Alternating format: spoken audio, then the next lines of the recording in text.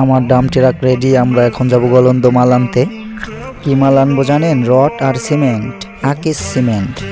আমার dump truck নিয়ে আমি বেরিয়ে পড়লাম গলন্দর উদ্দেশ্যে। আমাদের বাজারটা পার হলাম, আমাদের রাস্তায় রওনা দিলাম। এই জায়গা দেখছেন কত সুন্দর ভিউ, গ্রিন সবুজ গ্রামের দৃশ্য, খুব সুন্দর। এটা আমাদের ইউনিয়ন পরিষদ।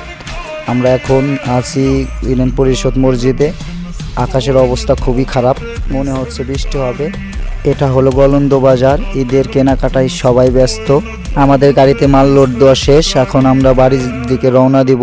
আকাশের অবস্থা বেশি ভালো না, মনে হয় বৃষ্টি আসবে। তার জন্য আমরা বাইপাস রোড ধরে দ্রুত বাড়ি যাওয়ার জন্য রওনা দিয়ে দিলাম।